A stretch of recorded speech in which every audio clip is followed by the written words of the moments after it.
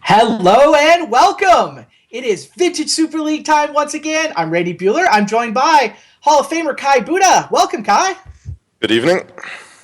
Nice to see you. I think we've gotten most of the Vintage Super League. It's kind of cycled through the commentary now for this play-in tournament. We get to go back and play next week, which I'm super excited about. I don't know if you started thinking about decks at all, or what your approach is going to be to the regular season, but Yeah, it's closing in on us.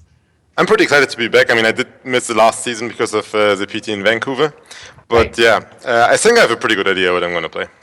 Oh, awesome. Now I'm even more curious, but we got to pick a new 10th member first. So let's put the bracket up, make sure everybody understands exactly what's going to be happening tonight.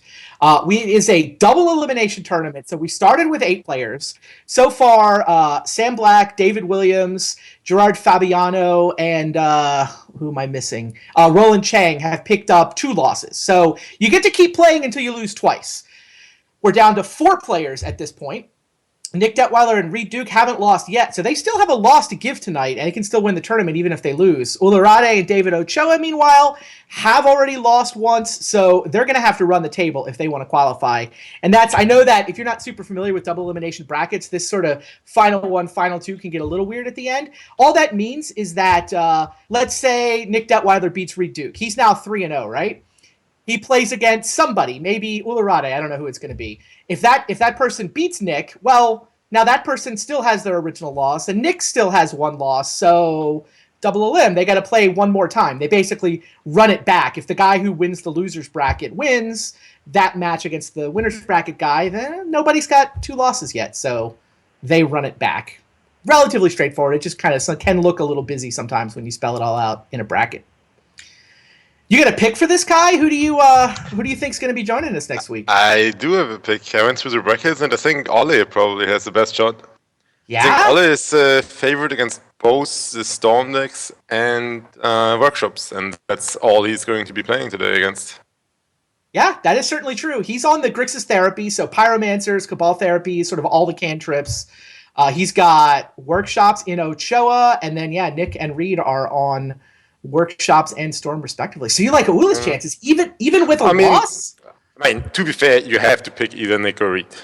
Just Okay, from mass, because they have a loss to give. And I mean, all these matchups are like 60-40. And I played like 4 matches with Reed today. Like the matchup he has was the Storm deck against Nick's Workshop deck. And the die roll is just ridiculously important. Like Reed killed me like 4 times turn 1 or something.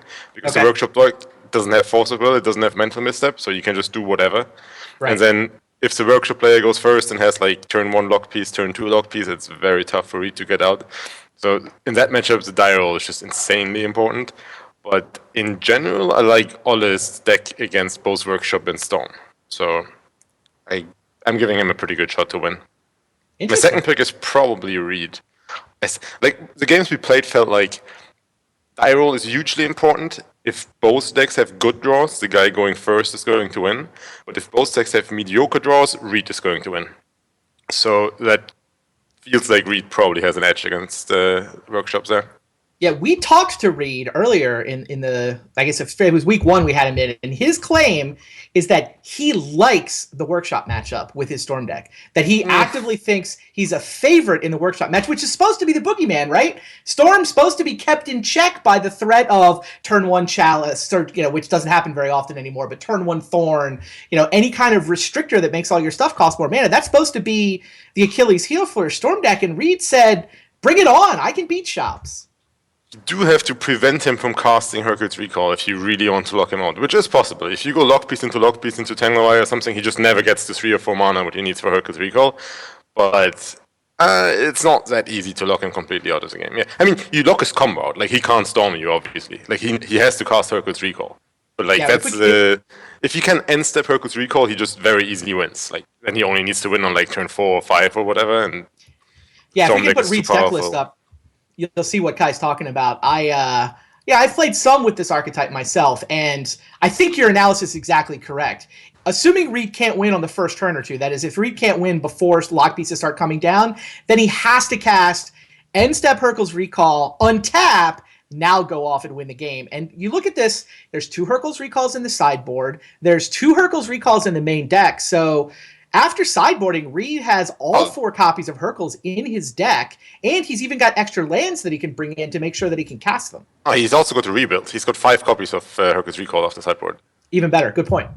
Also, that one, and then he has Simian Spirit Guides to enable him casting those. Yeah, like he has more basic lands, Simian Spirit Guides, but the problem is he has to board out combo pieces for that, so he does slow his deck down. Like the turn one kills, the turn one kills get less likely. Figured how. So what does he take out? You said you were playing a little bit against Reed. I guess I don't want you to give away too much of his tech, but yeah, like he might be playing against David later. So I mean, I guess that's being visible on stream anyway. But I mean, he's just shelving off like single cards that aren't great. Like Mind's Desire is not great in the matchup, and then he's boarding out some Gitaxian probes, which his deck can do. Like Ephro has been playing a version of this deck with 4 Dark Petitions, and I don't think you can ever cut Gitaxian probe then. But Reed only has 2, and then shelving off like 2 Gitaxian probes is alright. Like he's just taking off cards here and there, and then like that's always the problem. Like these combo decks just don't want to sideboard; they only want to play game once. It's a great point.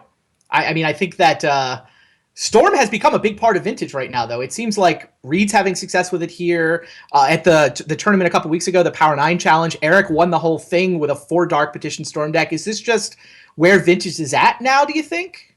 I mean, Chalice has been removed from the environment, and yeah, Storm is taking advantage of that.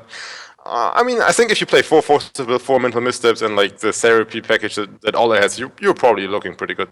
Like a lot of the turn 1 Storm kills, they just if you Mental Misstep one of the rituals, they just falter. Yeah. And I mean, I think it's not unbeatable or anything, but it's probably better against Workshops than the Workshops guys thought. Like I think all the people playing Workshops in this tournament were thinking they have a good matchup against these combo decks, and they probably just actually do not. Yeah, which kind of makes it Workshop is probably not a good deck anymore. I mean, that's what it seems to me like.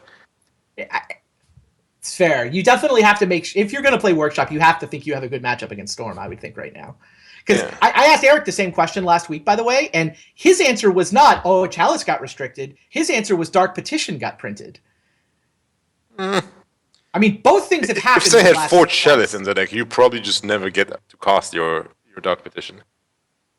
I mean, I don't know that it even matters which one is more responsible, but clearly in the last 6 months, 2 things have happened that kind of helped the Storm deck out, right? Chalice got restricted. That clearly helps. And Dark Petition got printed, which, depending on you look at Reed's list or Eric's list, that clearly helps. More Demonic Tutors are always welcome for such a deck. I like it, by the way. I know that I was one of the people saying that I thought Chalice should get restricted. In particular, I thought that the Workshop deck was just a little bit too good, and I thought that it's just Chalice in particular is such a frustrating card to play against that I thought Vintage would just be more fun if Shops was a little bit weaker and Chalice games just didn't come up as often. Sure, but on the other hand, I played, I believe, 9 games against Reed earlier today, and he had 3 turn 1 kills in there. And I mean, that's also not good for the format. Like, you can't have like 30% turn 1 kills. That's not good for anything. Like, turn 1 kills are nice and they're funny to watch, but it just can't be a normal thing. So we've had, I think in Vintage Super League, our first 100 matches had like 2 or 3 turn 1 kills. I mean, it was a really small percentage of the turn 1 kills that we had. I'd be okay with a couple more percent than that. Like if that was something that happened like 5 or 10% of the time, that might be fun. Like 5% of the matches, which means it's happening like, 2 or 3 times more games than those. I think Vintage is kind of cool when the first turn kills are at least a threat. They're a thing that can happen. So I don't know. Yeah. I will certainly concede that if we're in 30% first turn kill land, then something's got to change. I don't think we're anywhere close to that yet. I think no. I think Reed had way above average rolls. Like every game he had Lotus and stuff. I mean, it's not that easy for that deck to win turn 1. And you're in the matchup, right? I mean, obviously the metagame, who knows how big a percentage of the metagame the deck's capable of the turn 1 kills are even going to be. I mean, if your opponent has 4 Mental Misstep, 4 Forcible, it's pretty tough to win turn 1, I think. Like, you just have to go all in, and then if something gets countered, you just don't have a hand anymore. Yeah. Usually you have to first cast a discard spell, and then you can do stuff. But no, I don't think it's that bad, but yeah. Like, I don't know if Wizards of the Coast is actually actively looking at Vintage, but if they are, they probably have to keep that in mind. That maybe something of this in the Storm deck has to go again, but I We feel will like, see. yeah, I'm sure that they will pay enough attention that if something needs to change, they'll cheer. I mean, obviously they shook it up this time with the challenge restriction, so I feel like we got a lot of interest to play before we start having these. Maybe the Storm deck's too good. I'm just excited that the Storm deck is a thing again. Like Storm was gone. There were no Dark Rituals anywhere until Dark Petition and/or Chalice changes. Sure, but between there's usually one dark ritual in the other combo deck in the blue In the black deck. Doomsday deck, The Doomsday deck, fine, yeah. you There's got usually me. one ritual in Doomsday there. will play 1 or 2 Dark Rituals. I mean, between the Doomsday combo deck and the Belcher, the mono blue Belcher combo deck, you have two pretty similar decks. I mean, sure, it's like a slightly different kill mechanic, but like it's certainly going towards the same area, I think. We'll see. I know I tried playing Storm in VSL. It's my only 0-3 with a VSL deck. Was the one time I tried to play just the pure. It was Oath Storm, but same idea. So let's talk about the other match. We've got Reed and Nick Detweiler. It has to be the main event just because those guys are undefeated, and the winner is one match away from a spot in the VSL. But they're going to play second. Our first matchup is actually David Ochoa versus Ularade. It's always more exciting for me if the loser is actually out of the tournament. Like, sure, I mean, the final is exciting when, like, the winner wins, but, like, I think the Ole versus Ochoa match... That's your feature match? Yeah, that's more pressure. And, I mean, obviously, then the next match. I mean... I'll buy that. I like to watch the matches where the loser is actually out of the tournament. Fair enough. Well, we got drama for you. Match number 1, you'll be here calling it with me. It will be David Ochoa versus Ularade, and the loser is out. We've talked about workshops a fair amount. Ochoa has been piloting a workshops deck. He's been playing great. I've been really impressed by him the last couple matches. Nick has as well. I feel like both our shops players have shown some real skill with that archetype. But you like Ole in this matchup. Tell me about why you think Ole is favored. Well, without the 4 Chalices to avoid, it's not that easy to lock the deck out anymore. And he has a pretty good sideboard plan with 4 Ingatures, the basic mountains, 3 wastelands. That's more than reasonable, I think. 5 lands in the sideboard is certainly a threat to a deck that is kind of sort of basically trying to mana screw you. Yeah, and without Chalice, you just don't lock these spells anymore. Like, eventually they are going to get cast, and then he's got lightning bolts to deal with early pressure. I don't know. I would prefer to play all this deck in that matchup. Yeah, I see your point. 4 Ingatures, Strip Mine, Mountain, 3 Wasteland. It's going to bring in at least, 5, 6, 9 cards? Yeah, maybe the Null Rod, but... Maybe the Null Rod. And he's got some easy cuts, too, right? Game 1, Ule is not going to be happy with the 4 Mental Missteps. He's not going to be happy with his Flusterstorm or his Pyroblast. So certainly he's got easy cuts to get all of that sideboard gasoline into his deck. First of all, I'm definitely not sold on Chasm Skulker or however that guy is pronounced. Chasm Skulker, yeah. Yeah, I'm not sure what happened there. And then Jace still hasn't convinced me. So you're not on board with Jace Vern's Prodigy? No. Like, in Vintage, if you cast a card that doesn't have immediate effect, and then next turn it's not guaranteed to do more than draw a card, discard a card, that's not good enough, I don't think. All the cards are so powerful. I mean, even if you flip a turn 2, you flashbacking, like... I mean, sure, if you flashback Ancestral, that's awesome, but, like, that's also in a game where you drew your Ancestral and resolved your Ancestral, so... Well, I mean, maybe you got missteps, sure, but... Usually you're gonna flashback, like, Ponder. That doesn't sound all that exciting to me. I don't know. I mean, maybe I'm wrong, but that thing doesn't seem powerful enough to me right now.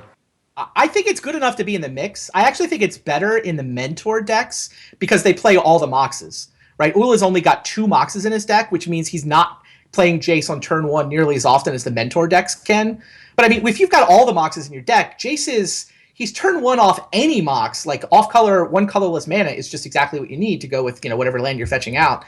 And then I do think that you get to immediately flip him on turn 2 most of the time. You get to it's flashback, but then you flashback something else a couple of turns later. I think he's relevant to Vintage. Is he better than Jace the Mind Sculptor? Is he better than Dak Faden? I'm not willing to say those things yet, but I think he's a legit playable Vintage card.